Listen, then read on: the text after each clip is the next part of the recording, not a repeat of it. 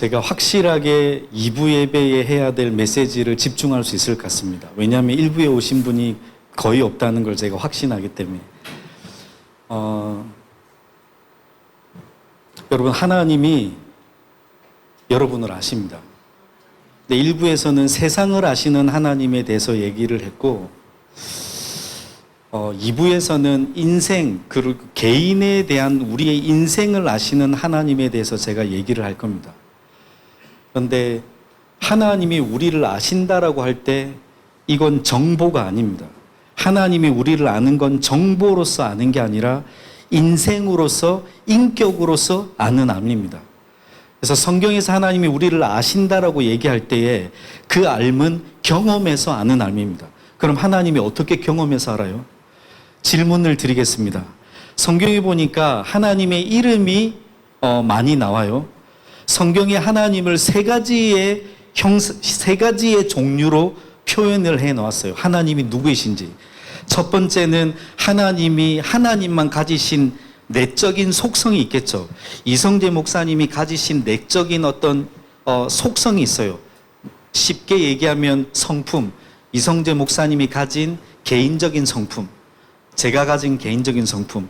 하나님도 동일하게 우리가 하나님의 형상으로 지음받았기 때문에 이 의도는 하나님에게서 온 겁니다.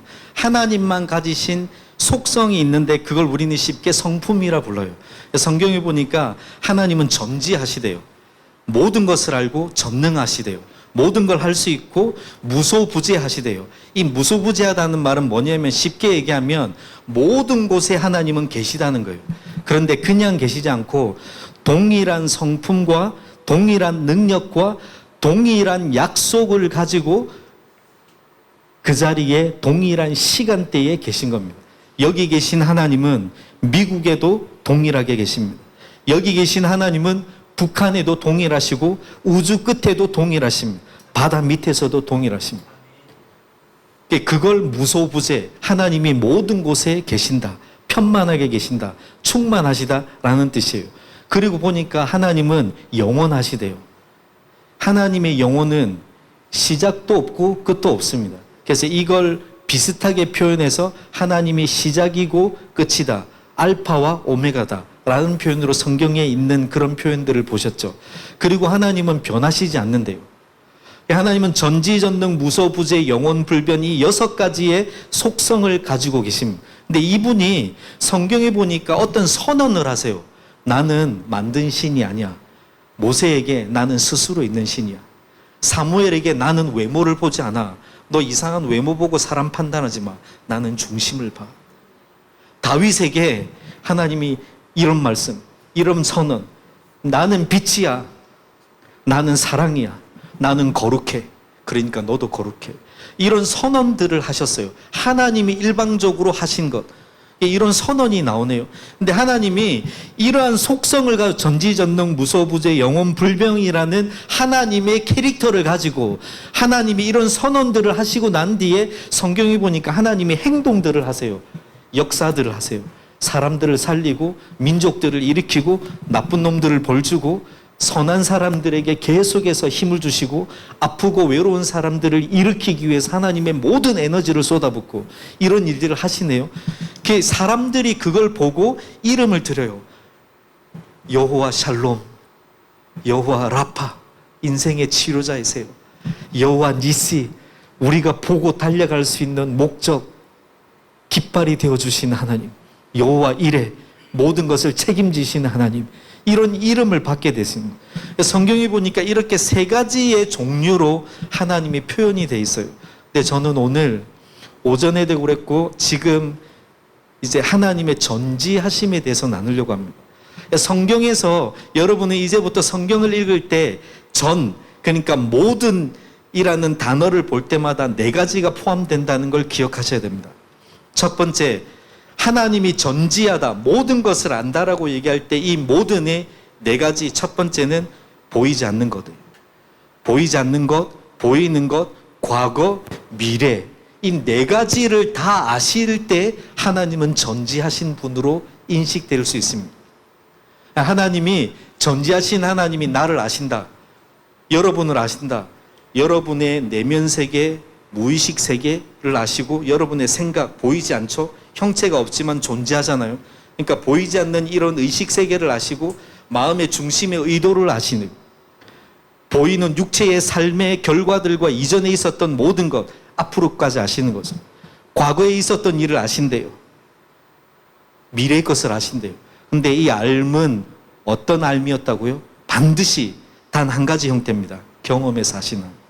그러면 질문을 드릴게요. 하나님이 어떻게 경험해서 알아요? 자매님이 과거에 당한 어려움 속에 하나님 거기 없었잖아. 저는 고3 때 예수님을 만났습니다. 제가 16살에 어려울 때 하나님 거기 없었었잖아요. 제가 친척들이 피부림을 하는 것들을 보고 있을 때, 혼자 무서워서 노는 밭에 숨어 있을 때 하나님 거기 없었잖아요. 부모님이 없어서 할머님이랑 있을 때 하나님 거기 없었잖아요. 근데 하나님이 어떻게 나를 경험해서 안다는 거예요?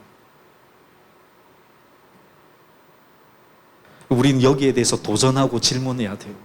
하나님이, 여러분 성경에 하나님께 질문하지 마, 도전하지 마 이런 성경 구절은 없어요. 그런데 성경에 30번 넘게 너 내게 와서 따져봐. 너 내게로 와. 내게 와서 물어. 하나님이 이렇게 해요. 내게 와서 변론해봐. 이 변론이라는 용어는 구약의 80% 이상의 언어들은 법정 용어이든지 경제에 관련된 용어예요. 하나님이 변론하라는 건 너 변호사 사서 내게 와서 따져봐. 내가 답을 다 해줄게. 너 인생에 어려움 있어? 내게 와. 따져봐. 내가 답을 다 하겠다. 그게 초청이에요.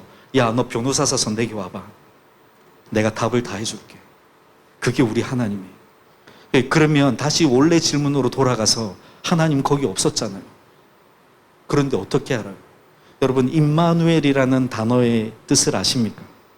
이 임마누엘은 뭔가요? 하나님이 우리와 함께 계신다. 근데 없었잖아요.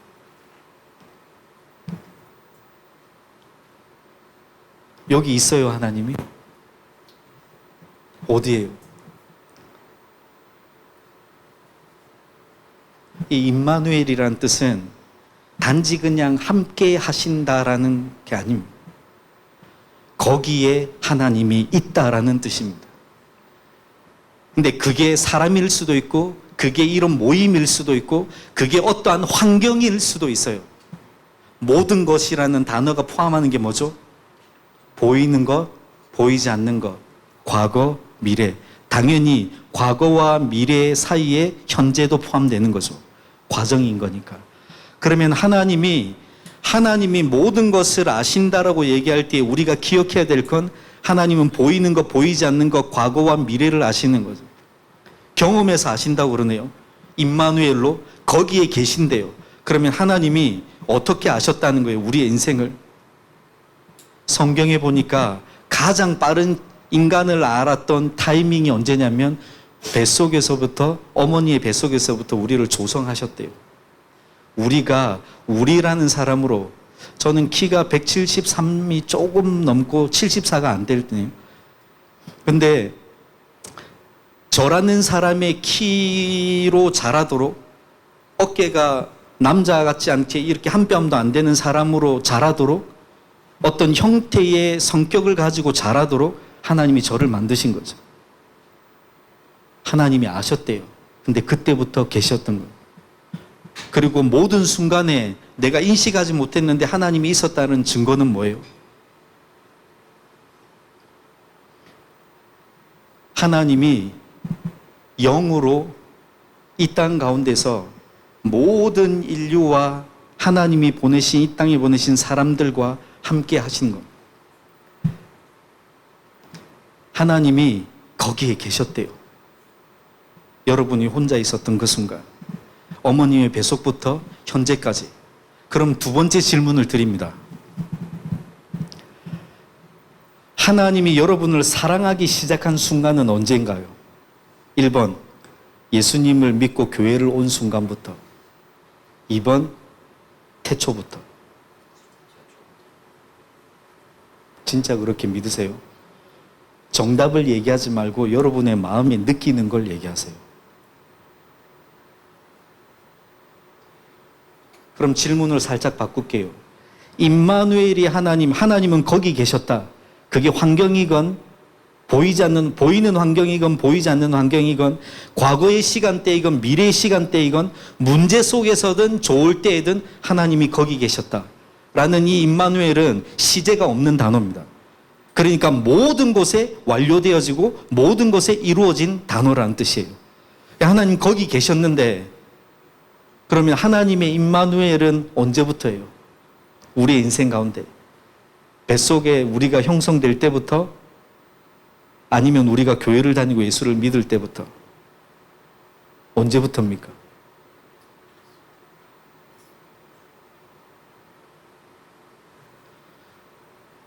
여러분 로마서에 이런 성경 구절들이 3번 이상 나옵니다. 단어가 조금 바뀌어요. 우리가 죄인 되었을 때에 죄인 되었다라는 건 우리가 아닐 때가 있었다는 거였죠. 태초에 하나님이 우리의 모든 인간들을 하나님의 자녀로 그분의 형상을 닮은 사람으로 디자인하셨는데 원죄 듣지 않았던 죄, 하나님이 아니라 아내의 말을 들은 죄, 뱀의 말을 들은 죄, 듣지 않는 죄 때문에 우리가 죄인이 되었대요. 이 죄인 되었을 때에 하나님이 우리를 사랑하셨던 겁니다. 너희가 원수일 때에 하나님의 사랑이 드러난 바 되고 우리가 하나님을 대적하는 그때에 하나님의 사랑이 우리의 마음에 부어졌대요. 몸이 아니라 마음에. 하나님의 임재는 이 무대 위에 임하는 게 아닙니다. 오늘 찬양 인도를 너무 은혜스럽게 잘하는 이 팀 위에 임하는 거 아니고 이 건물 위에 임하는 거 아니고 하나님의 임재와 사랑의 십자가의 은혜는 우리의 마음에 부어지고 덮여지는 거예요. 왜냐하면 여기만 하나님의 집이니까. 이거는 가짜니까. 이건 샘플이니까. 이건 상징이니까. 그러면 하나님의 임마누엘의 그 약속은 언제부터였나요? 뱃속에서부터 있습니다.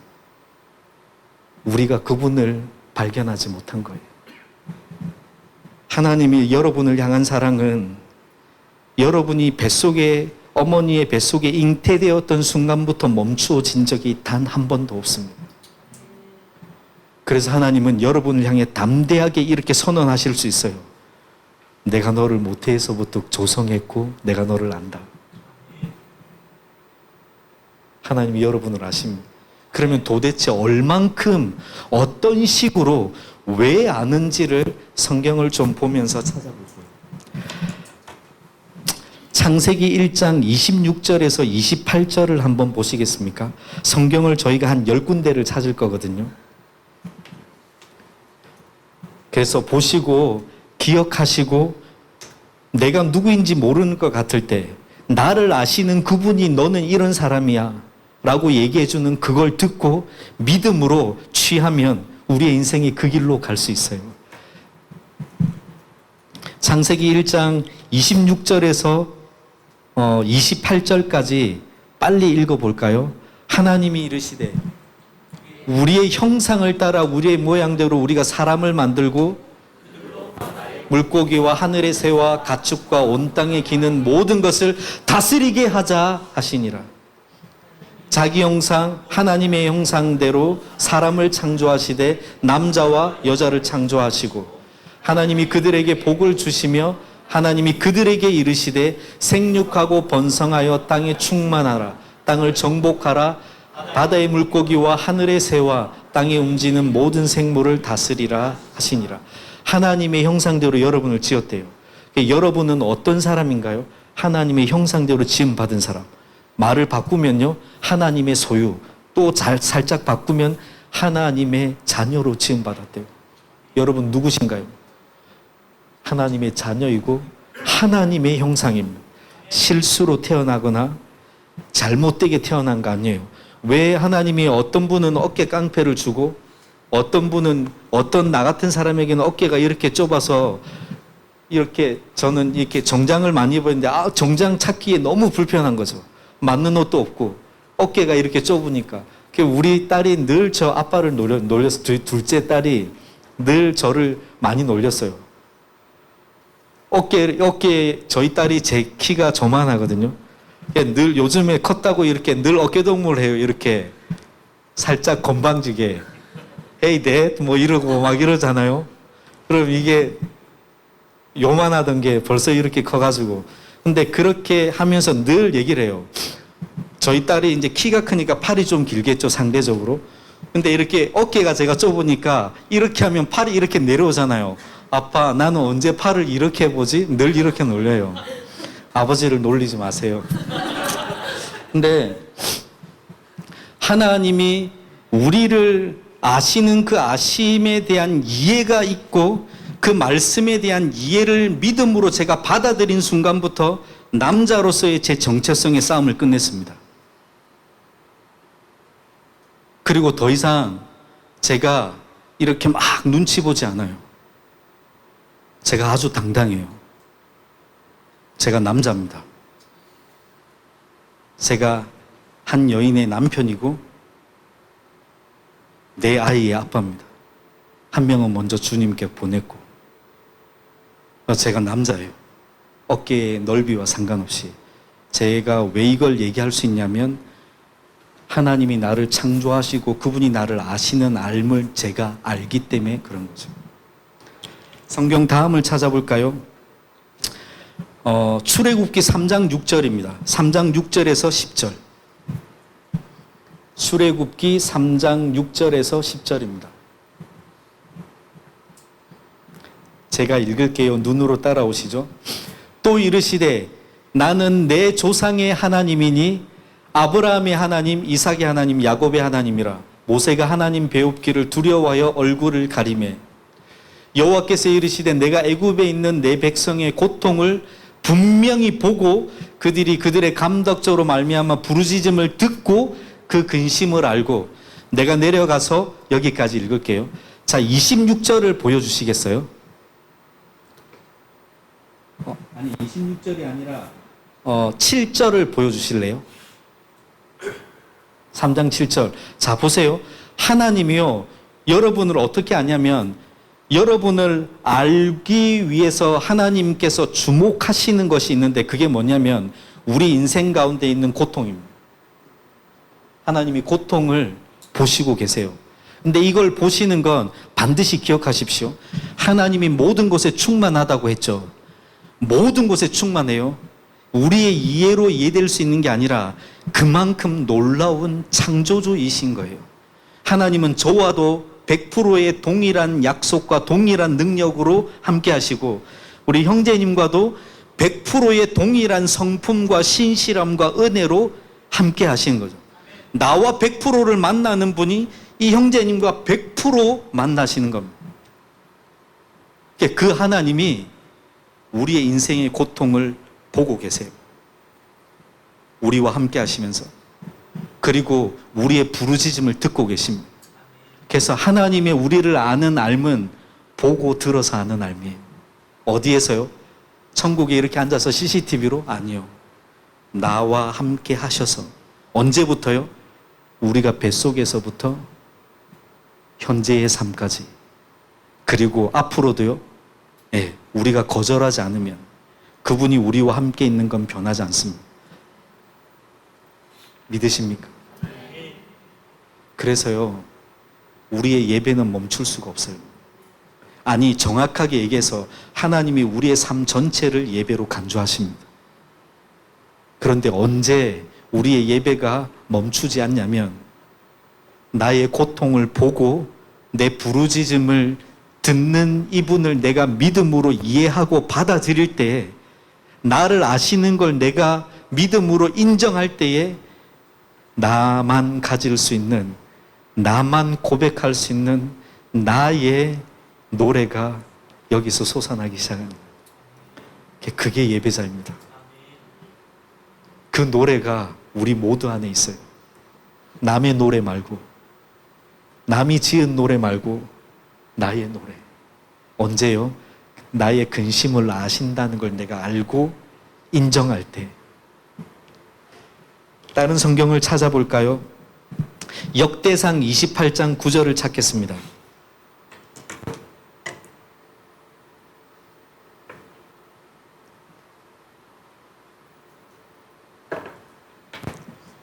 역대상 28장 9절, 이 구절은 너무 중요한 구절인데요.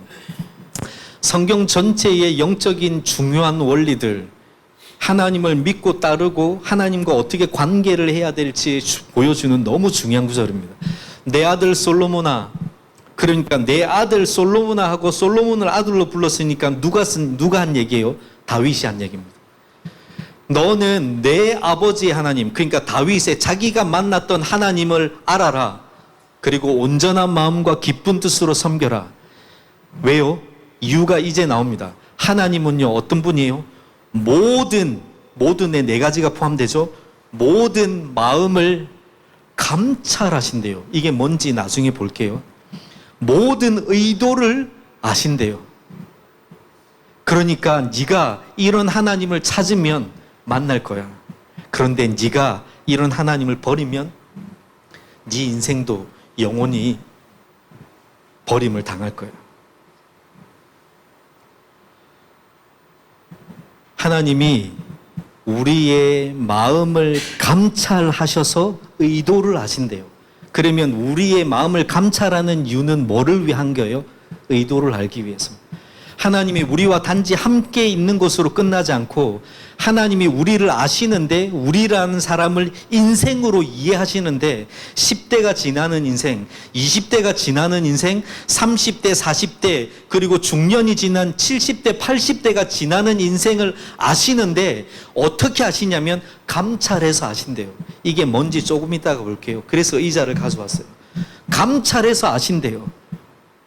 경험해서 아신다는 표현을 감찰이라는 단어로 아신대요. 어떻게 해요? 뭘 찾기 위해서요? 우리의 마음에 숨겨진 의도를 찾기 위해서요. 하나님은 우리의 마음의 의도를 아십니다.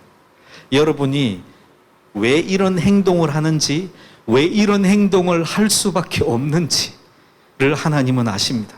감찰해서. 계속 볼까요?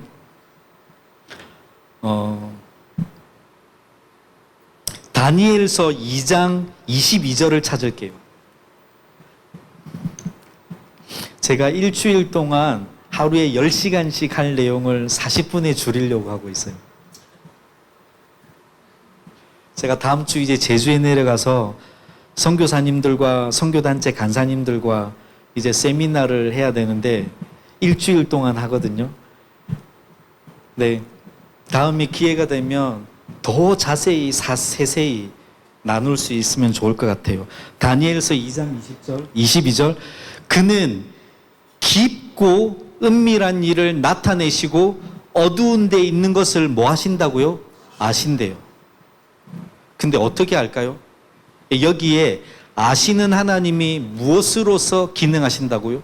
빛 대신 하나님이 임마누엘로 거기에 있으시대요. 그러니까 하나님이 빛이라 선언했죠. 하나님은 임마누엘이라 선언하셨죠. 여러 가지 이름이 있는데 한 분이신 거잖아요. 다양한 여러 가지의 형태의 하나님. 하나님이 계신 곳에는요, 빛이 있을 수밖에 없어요. 빛이 있으면 어둠은 기능을 못 하겠죠. 여러분, 과학적으로 어둠이란 단어는 없습니다. 빛의 부재예요. 과학적으로 춥다는 단어는 없어요. 열의 부재입니다. 그러니까 어둠과 추움은 이 땅에서 주인공이 아니에요. 누가 주인공이에요? 빛과 열이 주인공입니다. 하나님이 주체이세요. 하나님이 거기 계시면 어두운 데 있는 걸 드러내십니다. 여러분, 마귀는 이 거짓말을 합니다. 여러분이 싸워야 될 가장 중요한 영적 전쟁 중에 하나는 무엇이냐면 마귀의 이 거짓말에 내 마음을 단 1%도 주지 않는 겁니다. 뭘까요? 너 지금 네가 혼자 있는 거 아무도 몰라. 너 마음에 뭐가 있는지 아무도 몰라. 여러분, 이 거짓말에 속으시면 안 돼요. 하나님은 어두운 데 있는 것을 드러내시고 아십니다. 그분이 누구이시기 때문에? 빛이시기 때문에. 함께하는 빛이기 때문에. 드디어 시편 139편으로 갈게요. 시편 139편을 제가 139편 1절부터 6절까지 읽을 건데 제가 1절, 여러분이 2절 이렇게 해서 교독해서 6절까지 읽어볼게요. 다윗의 시입니다. 인도자를 따라 부르는 노래로 만든 시예요. 여호와여 주께서 나를 살펴보셨으므로 나를 아시나이다.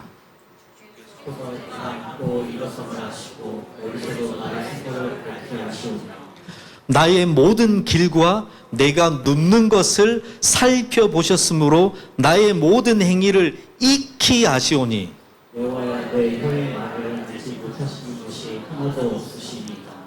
주께서 나의 앞뒤를 둘러싸시고 내게 안수하셨나이다.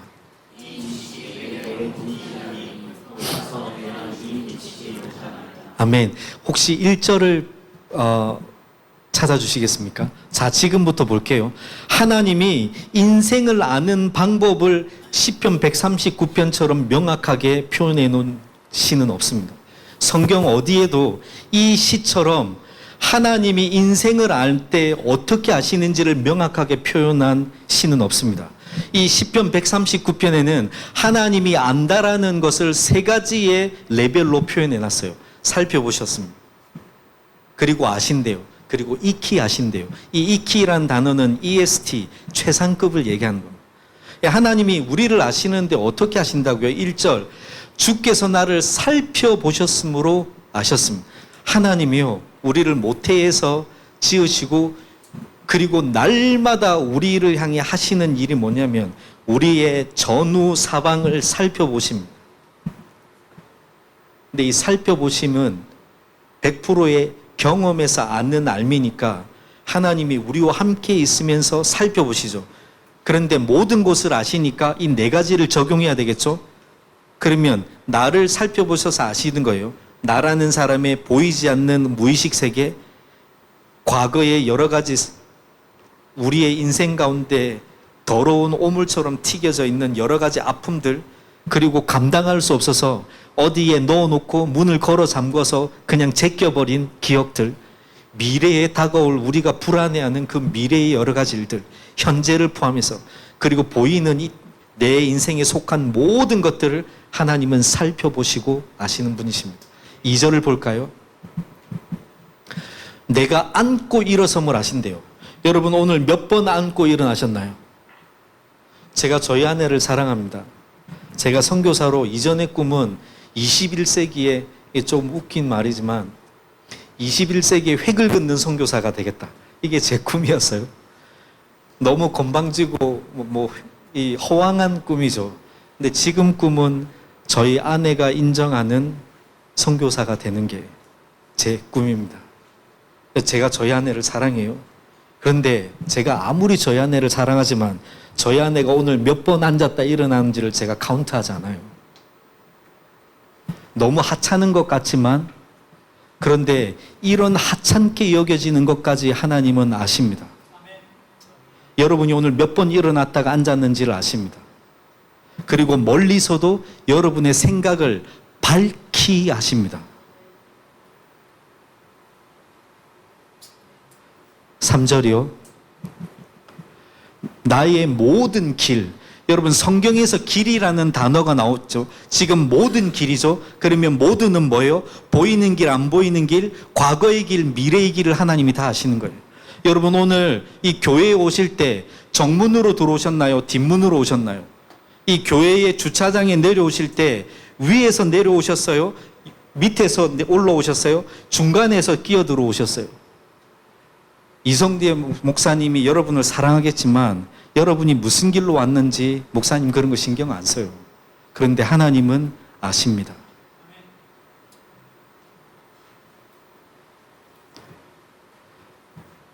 눕는 것을 살펴보셨대요. 길로 돌아갈게요. 성경에서 길이라는 단어를 보실 때 여러분은 반드시 생각하셔야 됩니다. 이 피지컬, 이 육체적인 길에 포함도 돼요. 그런데 이 길이라는 단어는 더 중요한 의미가 있습니다. 내가 문제를 대하는 방식, 내가 어떤 무언가를 바라보는 방식, 내가 어떤 것을 해결하는 방식, 이 모든 걸 성경은 길로 표현합니다. 근데 하나님이 이 모든 길을 아신대요. 여러분이 문제를 대하는 법, 여러분이 아픔을 소화하는 법, 여러분이 외로움을 소화해내는 법, 그걸 하나님이 아신대요. 어떻게? 경험해서, 그 자리에서 함께 하시는 걸로, 임마누엘로 아신대요. 이게 모든 길을 아시는 하나님이십니다. 성경에 눕는 것을 아신다라고 할 때 눕는 것의 의미도 두 가지입니다. 자는 의미, 그리고 두 번째 중요한 영적인 의미는 내가 죽은 것 같은 의미. 내 인생이 죽은 것 같고 아무것도 할 수 없이 무능하게 느껴질 때 그 순간, 하나님이 그 순간을 아신대요. 살펴보셨대요. 너 괜찮아. 내가 너와 함께, 너 이겨낼 수 있어. 일어날 수 있어. 그리고 어떤 땐 너 쉬어도 돼. 누워 있어도 돼. 지금은 쉬어야 할 때야. 라고 하나님이 아신다라고 얘기를 하는 겁니다. 그리고 모든 행위를 익히 하신대요. 자, 보세요. 표현이 더 이상 좋을 수 없는 표현입니다. 모든, 네 가지의 모든 나의 삶에 일어났던 모든 작은 액티비티든 액션이든 이 모든 것을 하나님이 익히 최상급으로 아신대요. 여러분, 어렵거나 힘들거나 위로가 필요하거나 솔루션을 찾아야 되거나 해답을 찾아야 될 때 누구에게 가시겠습니까? 이런 분을 두고, 여러분을 이렇게 잘하는 분을 두고 누구에게 도대체 가시겠습니까? 그런데 우리는 그분께 들으려고 하지 않고 그분께 가지 않아요. 왜요? 우리는 그분을 신뢰하지 않거든요. 그분을 모르거든요. 여러분, 예배가 살아나지 않는 이유는 다른 게 아닙니다. 예배가 살아나지 않는 건 그분을 모르기 때문에 그래요. 예배가 살아있지 못하는 건 그분을 경험하지 못해서 그래요. 그래서 남의 노래를 부를 수밖에 없는 거예요. 그래서 우리는 멋진 공연을 할 수는 있어요. 근데 그것이 나의 고백이 될 수는 없습니다. 왜냐하면 내가 모르는 사람을 노래하는 거니까. 그런데 예배가 예배일 수 있고 예배가 인생을 살리고 뒤집어 엎는 터닝 포인트가 될 수 있는 유일한 이유는 이것이 남의 얘기가 아니라 나를 전인격적으로 익히 아시는 그분과의 나의 관계에 대한 노래이기 때문에 그래요. 그런데 어떻게 맨정신으로 노래해요? 어떻게 눈물이 없어요? 어떻게 미친 듯이 날뛰지 않을 수 있어요? 여러분, 저는 예배인 교회가 제가 가장 사랑하는 사역 중에 하나가 144시간 예배하는 겁니다. 여러 다민족과 여러 언어들 사람들과 제가 섬겼던 북한 사역을 하고 여러 가지 사역을 하기 위해서 섬겼던 국제 YOM의 예수전도단의 시애틀에 있는 이 지부에 저희가 매년 1, 1월 첫 주 그리고 여름 중에 2번 144시간 예배를 합니다. 저는 이 시간을 가장 좋아합니다.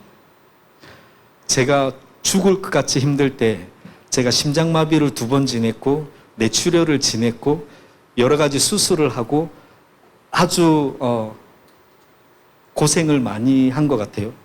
그런데 이 모든 아픔의 시즌마다 하나님이 제게 너 새벽 4시에 2주 동안 나한테 나와. 너 밤 12시에 6개월 동안 나한테 예배해. 너 혼자 점심을 먹지 말고 2달 동안 나랑 만나자. 하나님이 제게 그걸 요구하셨고 제가 그 시간을 통해 나의 모든 행위를 익히 하시는 하나님을 제가 만났습니다. 예, 권고합니다. 예배인 교회. 이 교회에 144시간 동안 예배하는 걸 한번 시작해 보십시오. 주일날 포맷이 있고 구조가 있어서 하는 예배 말고 나의 인생에 있는 모든 외로움과 아픔과 슬픔을 그대로 가지고 나와서 하나님 앞에 토할 수 있는 장소를 만드십시오. 그 사람들이, 그 아픔의 인생들이 있는 그대로 하나님 앞에 자기를 쏟아 놓을 수 있는 환경을 만드십시오. 그게 교회가 해야 될 일입니다. 그게 우리가 해야 됩니다. 얼마나 많은 청년들이 친구가 없어서 죽어가고 있어요. 이 좋으신 예수님이라는 친구를 두고 그들이 이곳에 와서 자기의 모든 인생의 아픔들을 쏟아내고 이분의 생명을 받아들이는 여유 있는 환경들을 만들어 보십시오.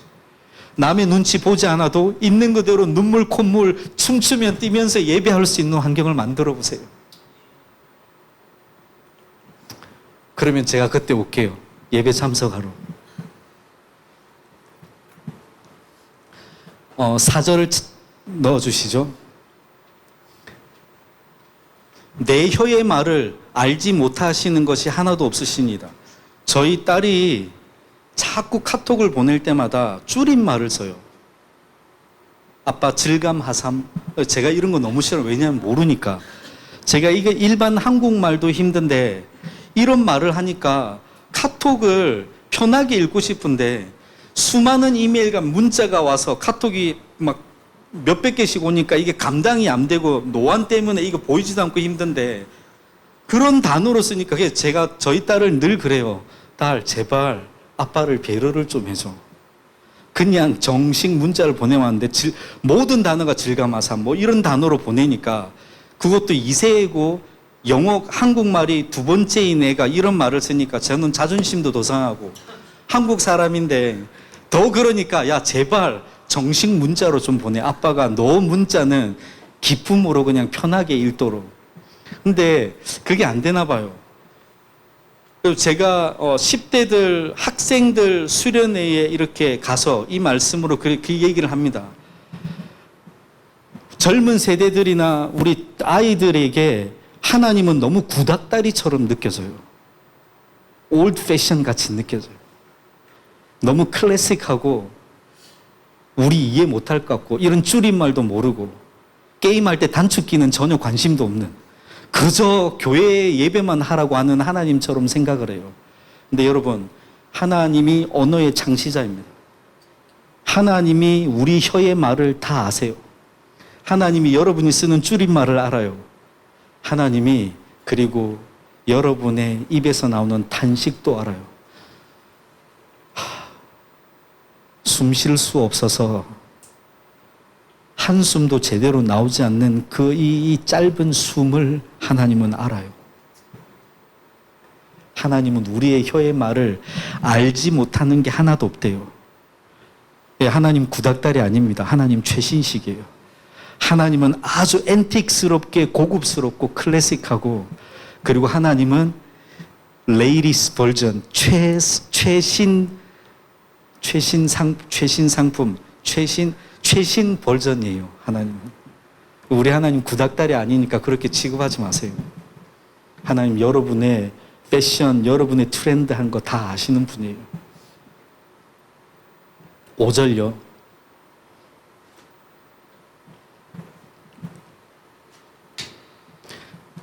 그런 하나님이 여러분의 인생 가운데 날마다 여러분을 둘러싸시고 여러분의 안수하십니다.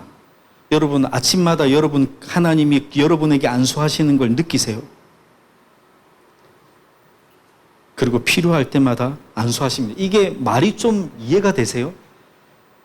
보세요. 하나님이 나의 앞뒤를 둘러싸시고 내게 안수하셨대요. 생뚱맞게 갑자기. 나를 아신다고 얘기하다가 다윗이 왜 갑자기 나의 앞뒤를 끌어안고 안수하시는 거예요? 끌어안고라는 정답을 얘기하면 제가 이래요.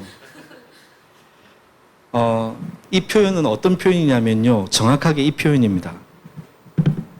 고대 근동 사람들이 특별히 고대 근동의 메소포타미아의 문화의 영향을 많이 받은 히브리 사람들이 아빠가 아이를 축복하는 방식이에요. 아빠가 휘장을 이렇게 자기 아들과 자기 자녀와 자기를 덮을 수 있는 휘장으로 이 품 속에 아들을 끌어안고 안수하는 거예요. 이 장면을 저렇게 묘사합니다.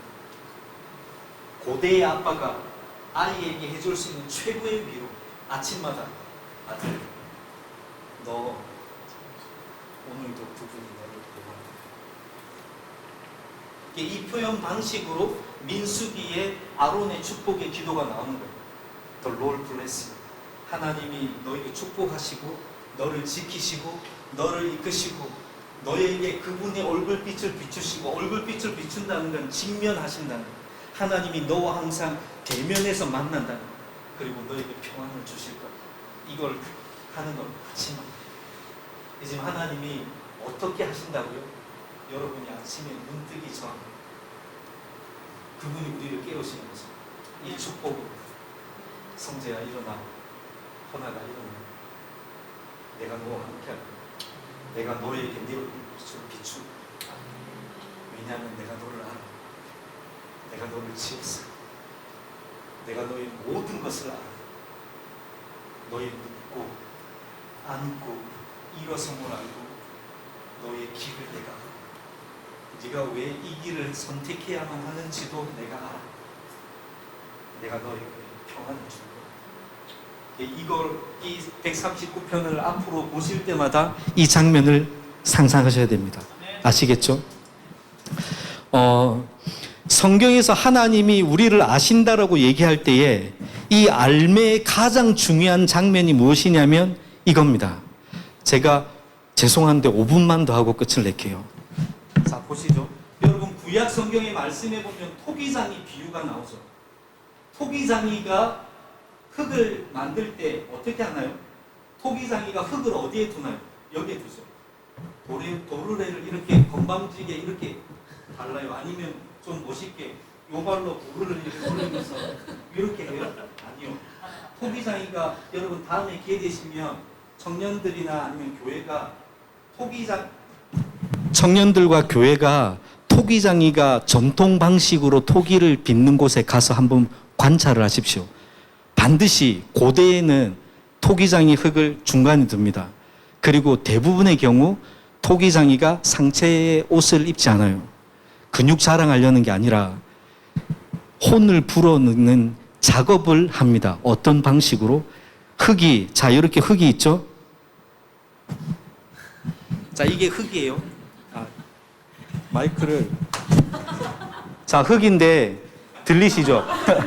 자, 흙이 중간에 있죠? 그러면 여러분, 흙을 두고 도르래를 돌리면서 흙이 여기에 닿이겠죠? 여러분, 이 공간을 성경에서 뭐라고 부르는지 아세요? 품이라고 부릅니다. 성경에서 얘기하는 품이라는 단어가 만들어내는 실제 공간이 이 공간이에요. 고대 근동 사람에게 가장 안전하고 생명이 나오는 공간, 자궁이 있는 공간, 이 공간이. 하나님이 우리를 품에 안으신다? 아까 그 5절 말씀처럼 앞뒤 안수하신다? 이 공간에서 일어나는 거예요. 근데 토기장이가 흙을 온 몸에 다 묻혀요. 그러니까 흙이 이렇게 묻게 되겠죠. 살에 감찰되어지는 이 느낌이 바로 안다라는 단어의 근원입니다. 하나님이 우리를 빚으시는 거예요, 이렇게. 매 순간마다. 근데 이 할 얘기가 많은데 제일 중요한 포인트만 얘기를 하면 흙을 토기장이는 원래 오리지널 토기장이는 자기가 흙을 찾으러 다녀서 흙을 뜹니다. 근데 이 흙 안에 뭐가 있는지 모르죠. 그러면 토기장이가 흙을 반죽을 하겠죠. 그럼 반죽을 하다가 나무 가시가 있든지 돌이 있으면 찢어질 거 아니에요. 그런데 그걸 빼내고 난 뒤에 자기의 살과 자기의 피로 메꾸는 거예요. 이게 안다라는 단어의 가장 중요한 성경적인 컨셉입니다. 하나님이 여러분을 이렇게 하세요. 여러분의 어려움과 아픔들을 이렇게 하시는 거예요, 하나님. 그리고 우리 안에 있는 죄의 가시와 여러 가지 모난 부분들을 하나님이 빼내시고 그분의 피와 살로 메꾸시면서 우리를 빚어가시는 겁니다. 우리가 가장 우리다울 수 있도록, 우리가 가장 남의 흉내 내고 이성제나 조언하게 되지 않고 가장 나다운 인생으로 하나님을 따라가는 사람이 될 수 있도록 날마다 우리를 이렇게 빚으시는 겁니다. 이게 안다라는 단어의 가장 중요한 컨셉입니다. 하나님이 우리를 날마다 이렇게 하십니다. 여러분, 어디에 가서 이런 사랑과 이런 돌봄을 받으실래요? 세상 어디에도 우리를 이렇게 안다라고 얘기하는 신은 없습니다. 우리 하나님만 우리를 이렇게 하십니다. 여자로의 중년의 외로움을 하시고 20대의 미래의 불안함을 아시고, 그리고 내가 당하고 있는 보이고 보이지 않고 과거와 미래의 모든 고통과 불안함과 아픔을 품어서 만져서 하시는 분이십니다. 이게 성경이 밝히는 전지한 우리 하나님이십니다. 이게 여러분이 오늘도 예배하려고 하는 그 하나님이십니다. 여러분, 세상에 이런 분은 없어요. 세상 어느 경전에 어느 종교에 이런 신이 있다라고 얘기를 합니까? 이게 인생을 감찰하고 살펴보시고 익히 아시는 우리 하나님이십니다. 그분은 전지하세요. 그분은 여러분을 아십니다. CCTV로 알지 않아요. 여러분 아침에 눈 뜨실 때 외로워하지 마세요. 여러분 눈 뜬 거 혼자 눈 뜬 게 아니라 그분이 깨우신 거예요.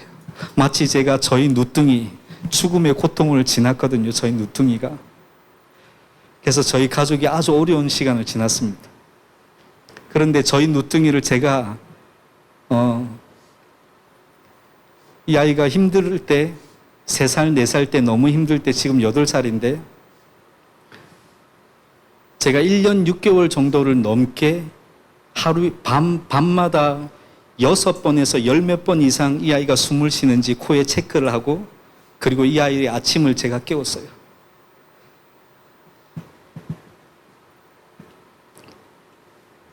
아들, 아빠가 너와 함께, 아빠가 노매를 와, 네가 어떤 환경이든 아빠가 절대로 이제 너를 혼자 두지 않을 거야. 네가 혼자였기 때문에 당했던 그 어려움을 아빠가 이제 절대로 혼자 두지 않아. 근데 이것과 마찬가지로 동일하게 하나님이 시편 139편 5절의 말씀처럼 우리의 아침을 깨우시면서 말하십니다. 내가 너를 알아. 너는 혼자가 아니야. 내가 너의 모든 것을 알아. 내가 너의 앉고 일어섬을 알고 너의 시작과 너의 미래를 내가 알아. 네가 죽을 것 같아서 누워 있는 것을 내가 알아. 걱정하지 마. 내가 알아. 이 하나님이기 때문에 우리가 오늘 이 자리에 모여 있는 거예요. 이 하나님 때문에 우리가 오늘도 여기에 오고, 우리가 오늘 하루를 직면할 수 있고, 내일을 꿈꿀 수 있고, 옆 사람들을 돌아볼 수 있는 교회 공동체로 서 있는 거예요. 우리 하나님은 전지하신 하나님입니다. 세상이 얘기하는 대로 TV를 보고 아는 하나님이 아니라 그토록 우리가 원수 되었을 때에도 우리를 위해서 자기 아들을 보내서 십자가의 사랑을 부으심으로 우리를 사랑하신 그 하나님이십니다. 여러분의 하나님 누구이십니까? 누구에게 시선을 두고 따라가고 계십니까? 헌금 조금 하지 않고 교회 조금 오지 않고 성경 묵상하지 않으면 혼내고 잔소리하는 하나님일 것 같은 그런 우리 부모님의 이미지 같은 하나님에서 이제 벗어나십시오. 이 하나님께로 돌아오세요. 이 전지하신 하나님 앞으로 달려오세요. 그리고 왔다 갔다 하지 말고 이제 이 하나님 안에 사세요. 여러분의 집은 더 이상 이 건물 교회가 아니라 하나님이 여러분의 집입니다. 그리고 하나님의 집은 누구예요? 바로 여러분이세요. 그게 성경이 요구하는 신앙생활입니다. 그래서 기독교는 종교가 될 수 없어요. 이게 하나님이 원하는 하나님과의 동행의 삶입니다. 그래서 같이 기도합시다. 하나님, 제가 더 이상 하나님 앞에 들락날락하는 신앙인이지 않도록, 그냥 일주일에 교회 왔다가 가는 사람이지 않도록, 제가 하나님 안에 살고 하나님이 내 안에 살아주시는 사람이도록 주님, 제 인생을 통째로 드릴게요. 제가 가장 저다운 인생일 수 있도록 주님, 저를 만들어가 주세요. 가장 나다운 사람으로 예수님을 닮아가는 예배자 되도록 주님, 제 인생을 받아주세요. 저와 함께 하시는 걸, 저를 빠르시고 안수하시는 걸 매 아침마다 발견하고 깨달음으로 눈을 뜰 수 있도록 주님, 제게 믿음을 주시고 제 눈을 열어주세요 라고 같이 여러분의 언어로 여러분의 마음으로 같이 기도합시다. 기도하겠습니다.